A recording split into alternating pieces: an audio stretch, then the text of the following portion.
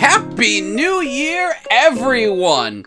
You know, I didn't really make a New Year's video back in 2019 because I thought the year was so terrible I couldn't say anything positive, and then 2020 happened, and I don't feel any better about that.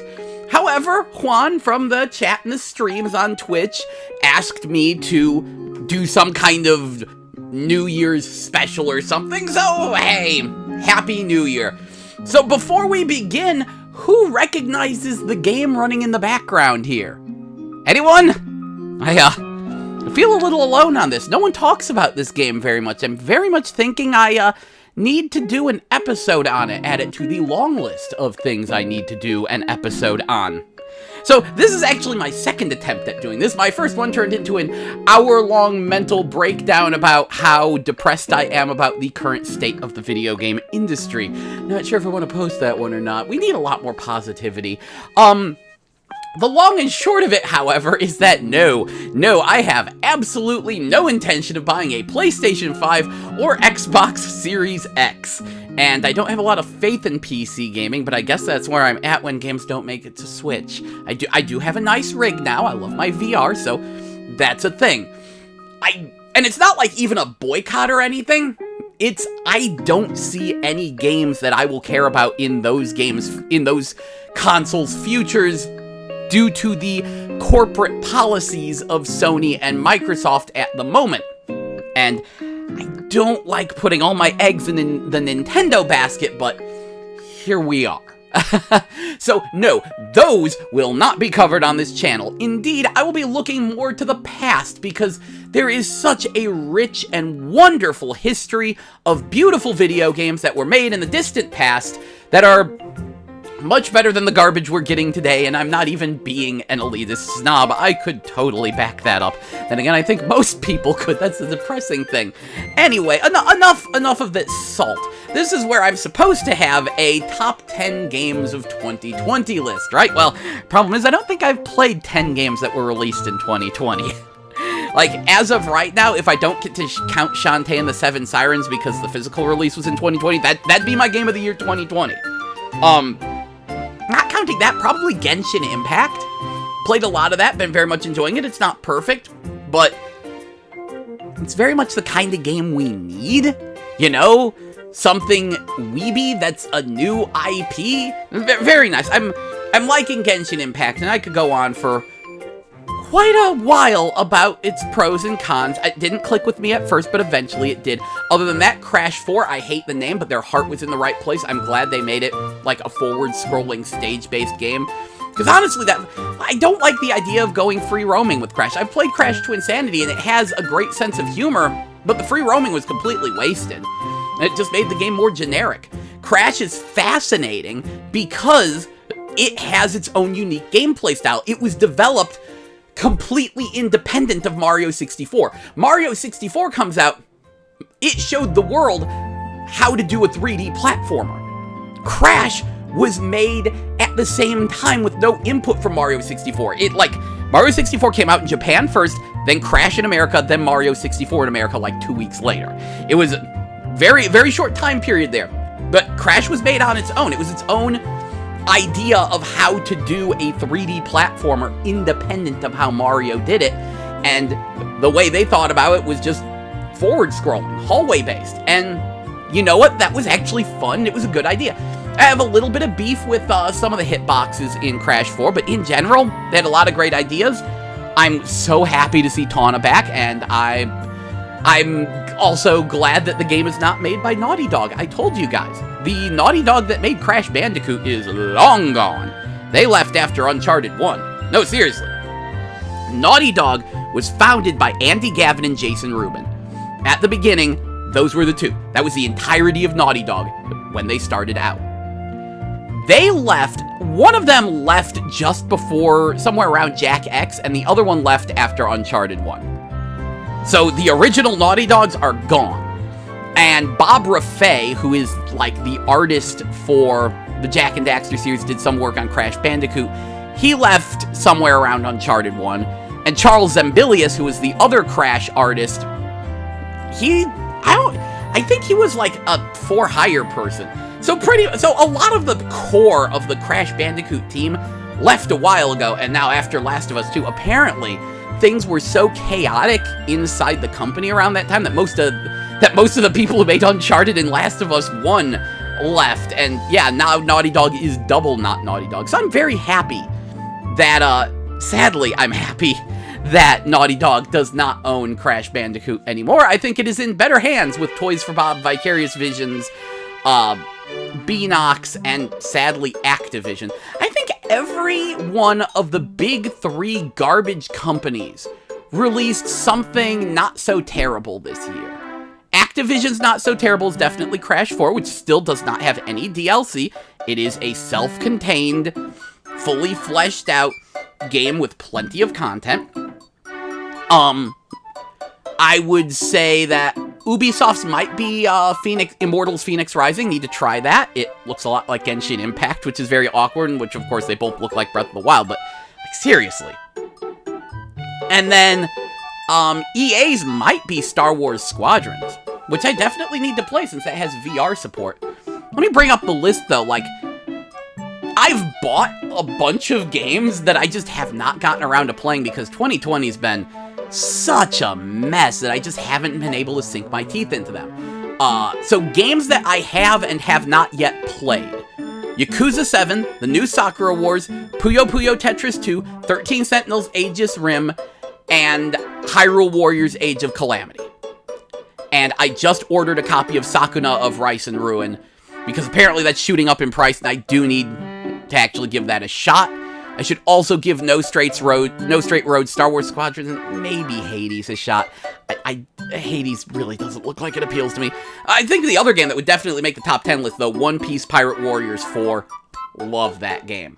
The way they handled unlocking characters is garbage. Basically, you need to go through story mode and spend 5 hours as just Luffy. In order to unlock much of anything. There's no point in playing anyone but Luffy in the story mode due to the way they have it set up, and that's what pissed me off, because I wanted to play as Nami, and they don't let you play as Nami for like 5 friggin' hours. It's really dumb. But, once you play through the story mode and have all those characters, they are so varied, and it's so wonderful, and I'm glad that it has proper local split-screen multiplayer, and so on. And also, another game that I have and have not yet cracked into is Trials of Mana, which I can safely say I like a lot more than Final Fantasy VII Remake. And yeah, Yakuza 7 would almost definitely make the list. That game's interesting because it's almost a cry for help from Japan. And from Sakura Wars in some ways. See, Yakuza 7 is a turn-based RPG because Japan was desperate in a way. See, they wanted to do something new with Yakuza 7, right? But they didn't know what. They had a bunch of ideas for an April Fool's joke. They put out a video of, haha, look, it's turn-based RPG, wouldn't that be funny? And it got such a positive response from Japanese audiences that they said, okay, I guess this is the direction we're going in with Yakuza 7. And so, they made it a turn-based RPG, and that makes perfect sense because everything else keeps being turned into a crappy action game. Sakura Wars was turned into a crappy action game. Final Fantasy VII Remake is an action game now. Sega Phantasy Star, Shining Force, everything's an action game now. The turn-based RPG is bordering on extinct. It's really sad to look back at this past generation and realize just how slim pickings were for turn-based RPGs unless you go, like, really low-budget indie stuff and, like, wannabe retro things, and those are completely missing the point. Back in the PS2 generation, big-budget turn-based JRPGs, the turn-based JRPGs were the big-budget games of the generation. They had the best graphics and the longest gameplay and these big fancy cutscenes. And then 2006 rolls around, the industry gets flipped on its head, and they're almost extinct, and the ones that do exist are LOL so retro garbage. Like, seriously, name me some other good turn-based RPGs this generation that don't go retro. So you don't get to say Bravely Default. That one tries to do the retro thing. Obviously, Dragon Quest XI, it's doing its jobs, and then people are going to say, Persona 5, well, that's a PS3 game. It doesn't really take advantage of the hardware. It looks nice, but, and that's like one. And then, of course, you have the, Trails of the Sky series, which, that's great, except those are Vita games. See, turn-based RPGs are the best genre to go all big-budget AAA on, because due to their turn-based nature, camera angles don't matter. The turn-based, menu-based nature, you don't have to worry about the camera angles and seeing your opponents and visibility and stuff. So you could go wild with the presentation. What's more, that turn-based nature really allows you to sit back and soak in the visuals and the models and the animation and everything else. Turn-based RPGs are like the ideal genre for like AAA big budget games. They're just gone. Just completely. And wouldn't be so bad if people like at least had some respect for them. I see way too many people disrespecting turn-based RPGs. Sorry. Trying to stay positive here though. Yeah, no. My next gen console of choice is the Sega Astro City Mini. It is a fantastic product, and I love it, even if the coin bank was a bit too expensive. Rock solid, easily better than the PlayStation 5 and Xbox Series X. So my New Year's resolution is definitely to make more videos for the channel. Absolutely, I'm super grateful that Wooly featured my stupid Waku Waku 7 lore video on his channel. Big, huge thanks. I'm happy to see that people liked it. I'm happy to see the engagement. I got like 100 new subscribers from that, and I'm very glad to see you all. I love all the comments that I'm seeing.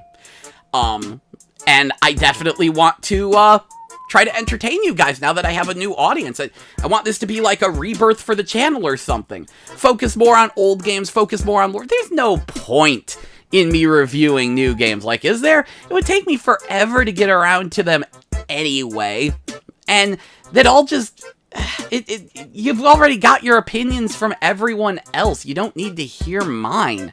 I don't think I have anything new to add to the conversation unless it's something really weird, like Fuser, which I should actually review. That's another game that could be on the list. And then, PSO 2, but... yeah, I think I need to spend January, though, going back and playing all of these 2020 releases that I never got around to playing because 2020 was too busy being 2020 at me. Yes, we're just gonna keep blaming the year. It works. It's fine. It's just been such a year. And yeah, no, I want to look back to the past. I want to look at weird history and lore. And I might make a few more negative and salty videos just because there's a lot of things that deserve complaining about. Primarily, like, this is gonna sound nutty, but I really want to do a video on the whole cutting of the national decks. Because even though there's 1,001 videos on it, none of them go deep enough. None of them understand just how bad it is.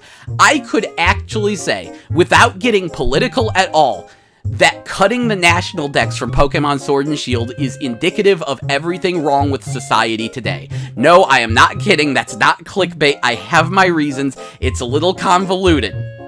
But the long and short of it is that cutting the national decks is completely 100% indefensible, and the fact that anyone would defend it at all is a sign of a problem. And the fact that they act so smug about it and act like there's two sides and no, this is a problem. Like, it is a big problem viewed on like a micro scale. It's very fascinating, actually, when you look at it. And I know it seems so pointless, but it's not actually about Pokemon once you take it that far. It's about having a position that is utterly 100% indefensible and having people defend it just because they think it makes them look good and righteous and better than you. Really messed up when you think about it. I'm sorry, I know, we're going in some crazy directions here. But I wanted to very much thank everyone who's visiting the channel and commenting in the comments section. That gives me the energy to continue. It's nice to see almost the same amount of engagement as I get from my secret fetish channel. I've got one of those. I don't care about it. I post and upload maybe once every 3 years and it immediately gets thousands of views and everyone going, oh my gosh, you're back, I love your work. You should start a Patreon so I can donate to you. And I go, no, this is just for weird things that I do sometimes that, like, I don't want to keep to myself, and yet you're giving me all this. I'm not going to tell you any more about it, by the way. But, you know, it feels very awkward when the throwaway secret channel that I have for random weird things that I do, gets significantly more viewers and subscribers and people talking than the video game review and lore and stuff channel that I actually, like, am trying to put effort into. Yeah, so you could just sit on that one and think about that. But I'm so happy to see you all here. I'm so happy to see people who are willing to hear some very strange opinions and that have some very strange taste in games.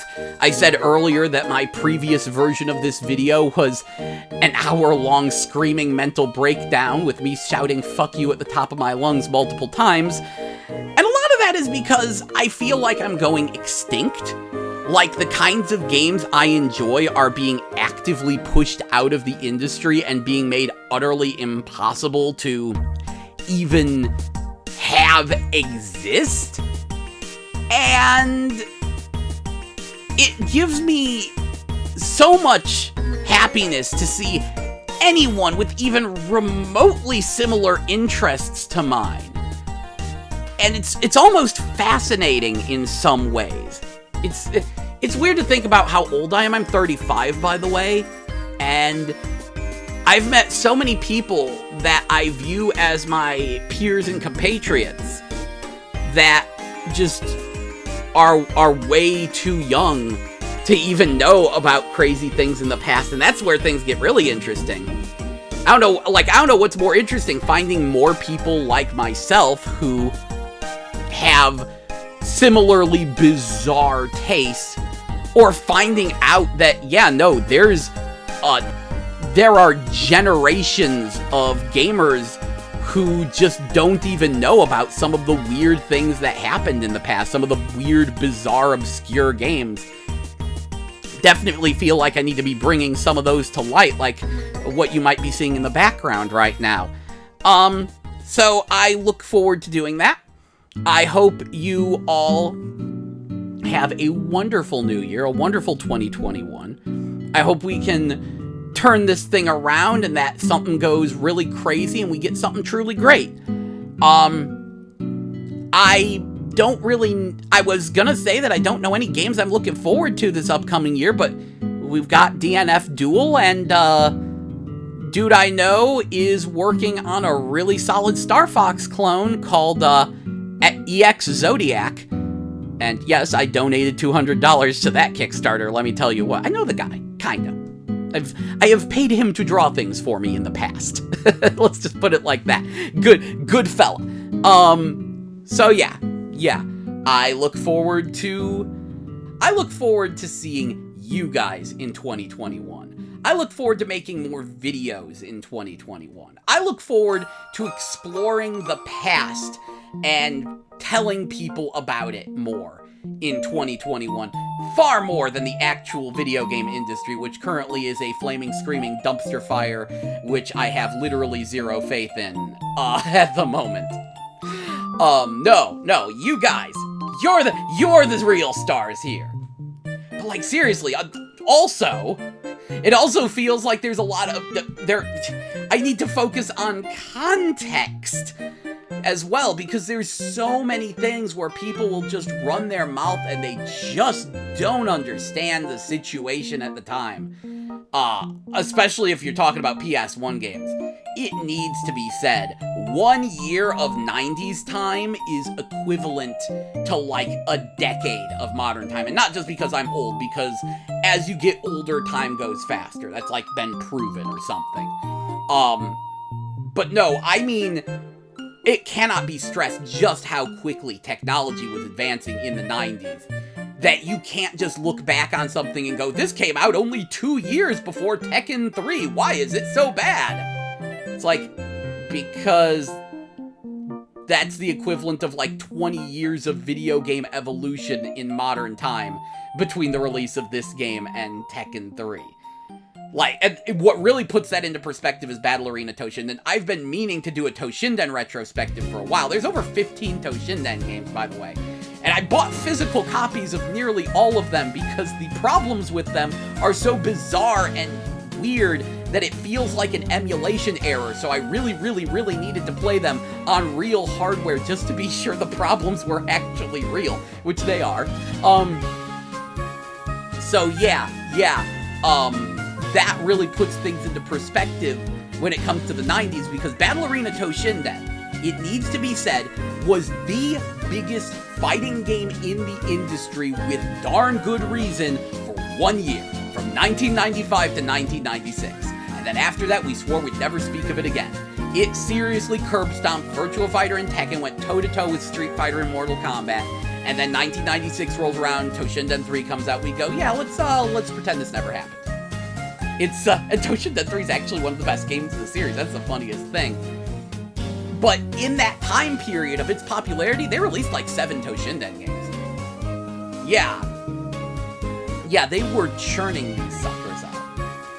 Like I said, Toshinden was really popular, and then it fizzled out because it just didn't evolve fast enough. In a way, they were putting out games and doing so much licensing so fast that they never refined the game into something better. Like, Toshinden was not the greatest game ever made when it came out. It was just doing what no other 3D fighters were doing at the time. It was the first 3D fighter with real 3D movement. It was the first 3D fighter with any sort of an air game, and it was the first 3D fighter with projectiles. It played closer to a 2D fighter than a 3D fighter, and that really mattered at the time. But they never really refined the mechanics enough. They never really got the graphics to look that great.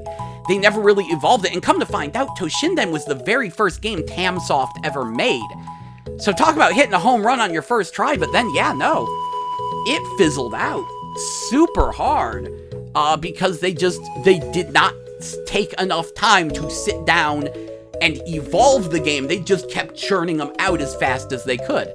Very, very interesting situation, and now I'm just rambling, which I can ramble forever. But I want to thank everyone for coming to this channel for a hopefully wonderful 2021. Here's hoping. I've got to go sink my teeth into this new freaking Sakura Wars and see exactly how much of a betrayal of the classics it is, or if it can actually hold up on its own. Anyway, this is Gel. You've been Game Babbled. Happy freaking New Year, everyone. See ya.